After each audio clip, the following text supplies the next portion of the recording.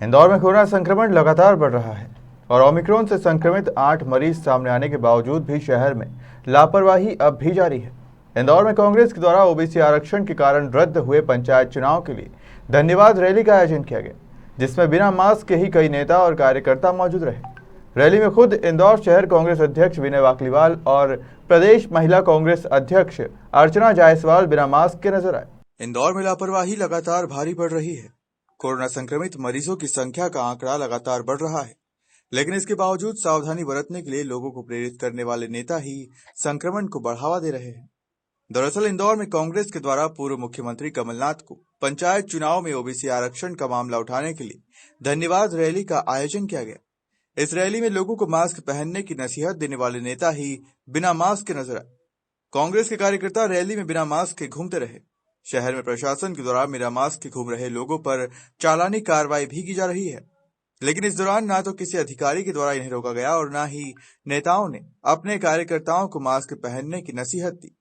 जब मीडिया ने प्रदेश महिला कांग्रेस के अध्यक्ष अर्चना जायसवाल से इस लापरवाही को लेकर सवाल पूछे तो वो जरूर कार्यकर्ताओं को मास्क पहनने की नसीहत देती नजर आई।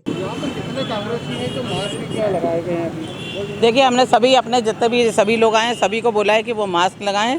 मैं स्वयं भी लगाऊंगी। मैं आपसे बस यही कहना चाह रही हूँ, आज हम लोगों ने प्रतीकात्मक रूप से यहाँ पर हमारे पिछड़ा वर्ग के जो लोग हैं वो इकट्ठे हुए हैं और ये एहतियात बरतने भी सबको बोल रहे हैं। और जिस तरह चुनाव आगे बढ़े हैं, हम चाहते हैं कि कोरोना काल में उसका अभी सभी जगह जिस तरह वातावरण बनते जा रहा है, दिसंबर से चालू होता है और जनवरी आते आते कोरोना पूरी जगह फैल जाता है और अभी जो वेरिएंट आया है वो थोड़ा ज़्यादा और घातक है। तो मैं चाहती हूँ कि जो भी चुनाव है वो आगे बढ़ जाएँ और मैं कमलनाथ जी को धन्यवाद देती हूँ, विवेक तनखा जी को और पूरे कांग्रेस के कार्यकर्ताओं को और ओबीसी की लड़ाई जिन जिन्होंने लड़ी उनको सबको धन्यवाद देती हूँ कि आज जो चुनाव बढ़े हैं उसके लिए धन्यवाद की पात्र है कांग्रेस पार्टी। अन्यथा भाजपा जो झूठ का पुलंदा झूठ फैला रही है, वो चुनाव कराने में कोई कसर बाकी नहीं रही थी। लोगों का पैसा भी पानी जैसा बह गया।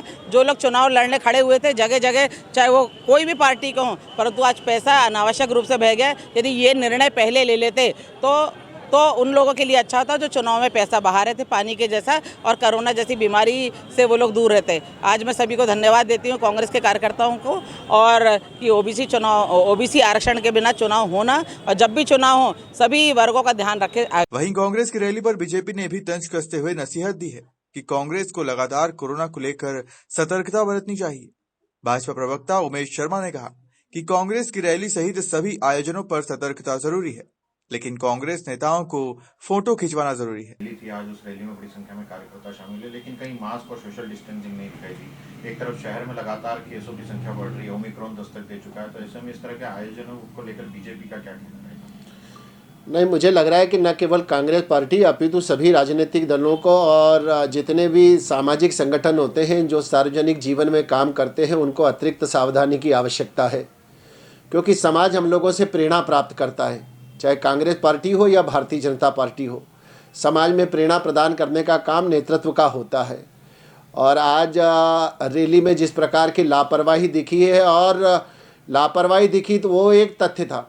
सबसे बड़ा दुखद बात यह है कि मीडिया के बंधुओं ने जब संज्ञान में लाया और आगाह करा कि मास्क का उपयोग करा जाना चाहिए, तो मुझे लग रहा है कि कुछ छपास पिपासू नेता और नेत्रियां उसमें ऐसी भी थी कि जिन्होंने मीडिया के आग्रह को भी दरकिनार करा और कहा कि मैं मीडिया बाइट देने के बाद मास्क पहनूंगी। तो मुझे लगता है कि परोपदेश कुशल बहुतेरे, सभी लोगों को इस बात का ध्यान रखना चाहिए, क्योंकि इंदौर जो है वो गंभीर कोरोना के मुहाने पर पहले भी पहुंच चुका था और इस बार भी बैठा है। ओमिक्रॉन के जो 8 केसेस इंदौर में आए हैं वो बहुत चिंता का विषय है। यद्यपि उसमें से 6 ठीक होकर अपने घर लौट चुके हैं और 2 अभी भी उपचाररत हैं, पर मुझे लग रहा है कि हम सबको एक अतिरिक्त सावधानी की आवश्यकता है। और कांग्रेस पार्टी के मित्रों से भी हम आग्रह करते हैं कि वो भी अपनी राजनीतिक छपास की लालसा में सावधानी को दरकिनार ना करें। उमेश भाई, क्या अब शहर में उन पर कहीं ना कहीं रोक लगने की आवश्यकता है? नहीं, मेरा अपना इसमें व्यक्तिगत मान्यता ऐसी है कि कोरोना जो है अब वो हमारी जीवनचर्या में शामिल हो गया है। एक लेयर आई, फिर दूसरी लहर आ गई, अब तीसरा ओमिक्रॉन आ गया है। अब आशंका ये करी जा रही है कि डोमिक्रॉन करके चौथा भी लेयर आ सकती है। तो अब इससे डर कर या ठहर कर बैठा नहीं जा सकता है। ज़िंदगी अपनी रफ्तार से चलती रहेगी। हम कब तक लॉकडाउन करेंगे, हम कब तक घरों से निकलना बंद रखेंगे? तो मुझे लगता है कि ऐसे में मध्य मार्ग यही हो सकता है कि हम लोग अतिरिक्त सावधानियाँ उपयोग करें। सैनिटाइजर का बार बार उपयोग करें, मास्क का उपयोग करना चाहिए, पर्याप्त दूरी रखना चाहिए।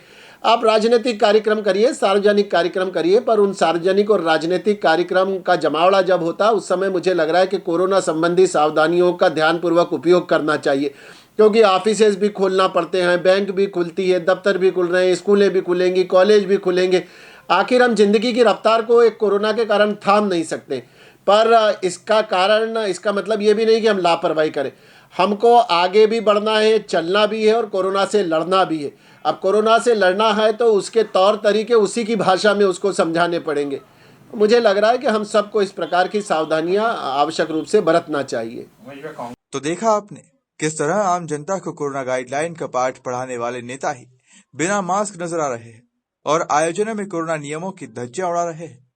अगर यही नियमों को नहीं मानेंगे तो फिर आम जनता कैसे पालन करेगी? इंदौर से अंशुल मुकाती की रिपोर्ट।